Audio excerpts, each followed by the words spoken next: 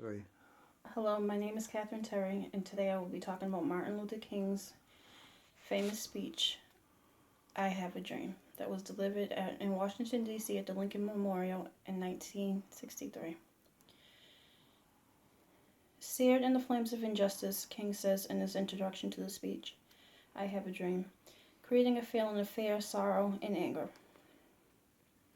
Have you listened to the speech? How did you feel after hearing the speech? Why did you feel this way? Throughout his speech, King uses techniques to capture the attention of his audience. He makes them followers and fills them with hope, inspiration, and grief.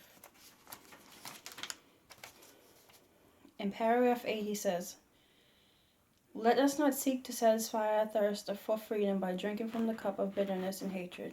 Here he uses a historic and biblical reference. Then he goes on to say, again and again, we must rise to the majestic heights of meeting physical force with soul force. He repeats the word again and again here to inspire these people to remain their innocence, but to also make a change. King also uses the quote, life, liberty, and the pursuit of happiness from the Declaration of Independence. He uses specific examples that relate to the audience. He says, I have a dream that one day, even the state of Mississippi, a state sweltering with the heat of injustice, sweltering with the heat of oppression, will be transformed into an oasis of freedom and justice.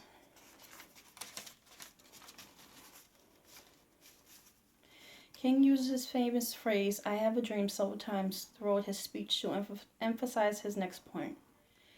Paragraph 14 through 19 reads, let us not wallow in the valley of despair, I say to you today, my friends. And so, even though we face the difficulties of today and tomorrow, I still have a dream.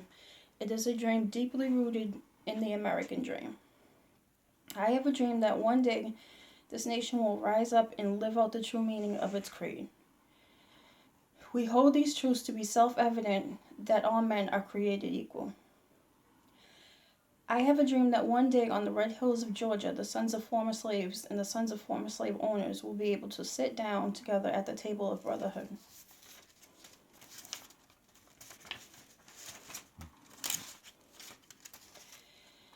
I have a dream that my 4 little children will one day live in a nation where they will not be judged by the color of their skin, but by the content of their character. He also uses the phrase, let freedom ring, repeatedly to create a memorable moment to inspire these people.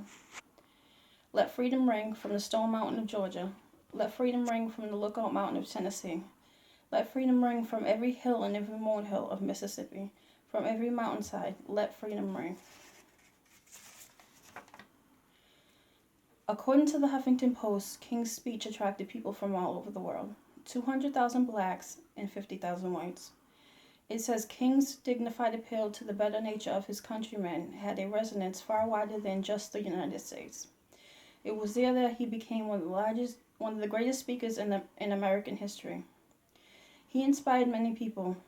It also says Africans found a particularly poignant message in King's plea for racial tolerance in his declaration.